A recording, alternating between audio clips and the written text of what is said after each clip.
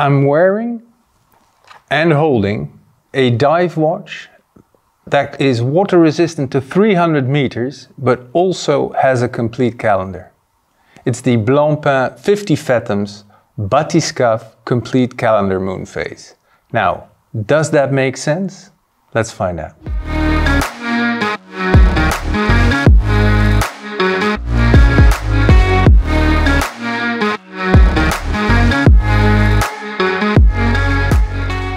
Okay, a little bit about Blancpain, which was founded in 1735, making it one of the eldest watch brands around. But it is a watch brand with quite a complicated history. Blancpain did very well, so well that in 1961, that's a long time after it was founded, that it was merged into a watch group called SSIH. SSIH, correct. And in that group were also Omega and Tissot. And Blancpain became part of that group in order to grow bigger. And bigger it grew in the 1960s. They produced around 200,000 watches a year at a certain point.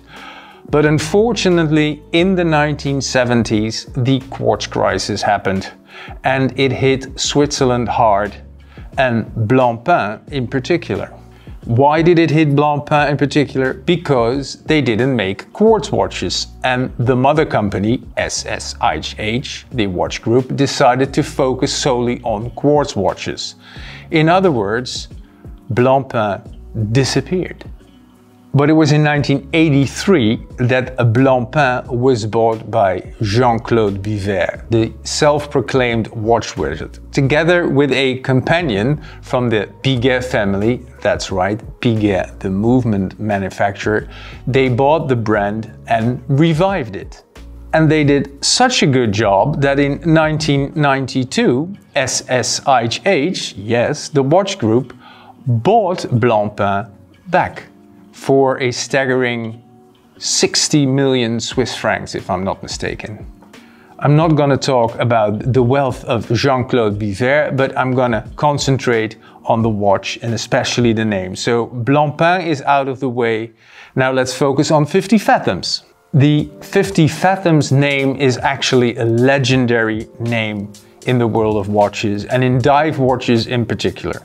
In 1953, the watch came to life, and that was because of a French Navy captain, a diver, who requested a certain kind of dive watch.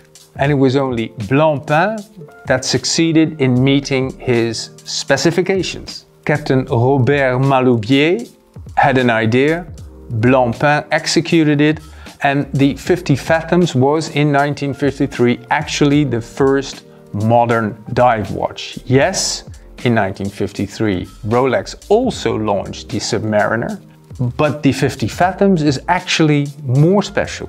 Why is the 50 Fathoms more special than the Submariner, you ask? Well, that's because it had a unidirectional bezel. It didn't have a screwed-in crown because that was a Rolex patent Blancpain couldn't use, but they used O-rings. But the 50 Fathoms was also the first dive watch that could be used safely by scuba divers. But what does 50 Fathoms mean? Well, it's an old naval way of measuring depth. And 50 Fathoms is around a little bit above 90 meters. And the 90 meters was the depth that at that time people thought you could go to without using oxygen. So they named it after a spec request. We have Blancpain out of the way, you know what 50 Fathoms means and stands for. Let's focus on Bathyscaphe. Bathyscaphe is a range of 50 Fathoms watches that was first launched in 2013. And where the 50 Fathoms, standard 50 Fathoms I should say, is an evolution model that ended with sapphire, or still continues to be run with sapphire bezels.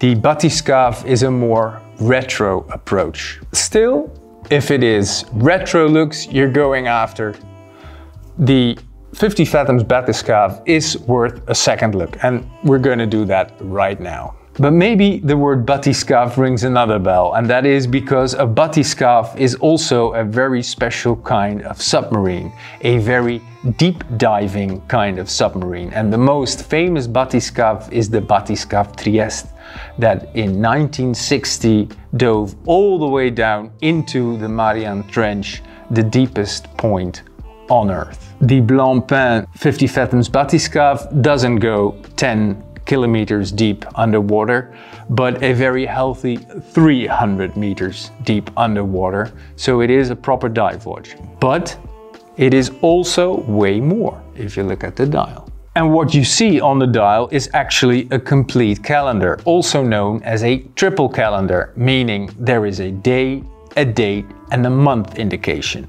There is also a moon phase indication, as the name already kind of gives it away, and that is mostly done for aesthetical purposes. But what is a complete calendar? Is it a perpetual calendar but with a different name? No. Is it an annual calendar with a different name? No. A complete calendar is the simplest of calendars. But simple in mechanical watchmaking is always very relative, because simple is still very, very complicated. Having said that, the complete calendar is actually your gateway to high horology. If you're into calendar watches, it starts right here with a complete calendar. And that is because it gives you all the looks, but it also goes easy on your wallet. Let me very quickly explain to you the difference between complete, annual, and perpetual calendars. The movement in a complete calendar doesn't recognize months with less than 31 days, meaning you have to set the date correctly 5 times a year. The annual calendar, you probably guessed it, you only need to touch, meaning manually setting the correct date, once a year. The perpetual calendar will run for 144 years or something, until the mechanism can't cope anymore. Almost perpetual. Touching your precious watch is of course not the worst thing in the world. So yes, I do admire a perpetual calendar because of its mechanical, marvelous insights. But having to set the correct date 5 times a year is not really punishment, now is it? The more luxurious red gold version I have on my wrist has a price of 28,000 Swiss francs. That's a lot of money, but there's also a lot of complicated, not so complicated, but still very complicated looking calendar mechanics inside. Having a complete calendar and moon phase indication in a dive watch, does that make sense? You could easily say no, and then you would be right. Because having all that in a practical instrumental diving tool is a little bit weird. But is it? Because in the world, the parallel universe actually, of mechanical luxury timepieces, right and wrong are measured in completely different ways. The nice thing about the watch is the layout of the dial. It's the very classic Blancpain layout of a complete calendar you also might have seen in the Villeray collection, the very, very classical collection named after the place where Blancpain was actually founded in 1735. The contrast of having a complete calendar with a very shiny modern moon phase. This moon phase is a typical Blancpain feature. Just look at the moon, look at other Blancpains, and you know exactly what I'm talking about. What is also very nice is the fact that there are 4 central hands. The central second goes around, of course, and then there's the hand that shows the date. And at 12 o'clock, the month and the day are indicated. It is a very harmonious, balanced display. And then there's, of course, the contrast with the diving bezel, copious amounts of luminova that are simply practical. Once the lights go out, the thing glows up, and then it's just practical. When the light comes back on, you can also see the extra indications. And let's be honest, who is going to take a 14,000 Swiss franc watch on a diving expedition to search for new, I don't know, fish, crabs, mussels? Pick your favorite fish. So no, it doesn't make sense. But once you wear it, the 43 millimeter in diameter case, that is 13.3 millimeters high, not too high actually, it aesthetically makes sense. You could also opt for a Bathyscaphe with a chronograph. That maybe makes more sense because it's a more sporty complication, but the fact that this has just one crown and a very balanced layout with just that extra, I don't know, what is it, savoir-faire, joie de vivre, please insert your favorite French expression right here. It just elevates the watch to another parallel universe that is somewhere in between the divers and the calendar watches universe. The 50 Fathoms Bathyscaphe complete calendar moon phase has been around since 2018 when it launched in a steel version. These two versions are new and also have a different bezel. It's now satinated, it's no longer polished. Interesting, this is grade 23 titanium used in the medical industry most and foremost, and it's a different version of grade 5 titanium you see more often.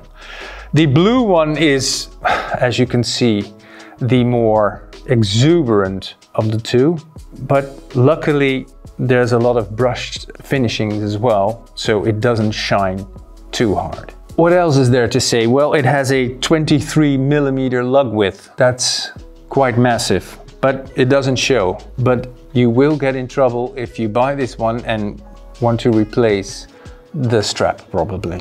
Inside there is an in-house automatic calendar movement with 72 hours of power reserve, and it beats at 4 Hz. So what do I think? Well, I think the titanium version with its gray silk cloth strap looks pretty special. And I know it's a lot of money, but let's just say I am willing to spend around 15,000 Swiss or Euro on a sporty, exclusive diver's watch. What do I get for that kind of money? I can go to the Rolex dealer and then come back empty-handed.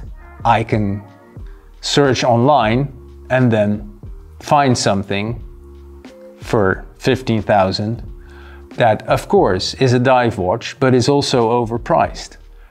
But what if I want something unique? What if I want something sporty, but also something sophisticated? Something that also kind of tells the story of Haute Horlogerie. Well, in that case, I think this 50 Fathoms Bathyscaphe, with its complete calendar and shiny moon phase, is a very, very serious contender. This is a good option. People will recognize it because it's 43 millimeters. And on top of that, it has a very nice story to tell because it stems from the 1953 first modern dive watch. And the brand comes from 1735, etc., etc. So this tool watch with its Haute Horlogerie inners is probably like a Swiss army knife. You know, it's good to look at, it's useful, and at the same time it has functions you probably don't really need. But the idea that they're there are truly fascinating.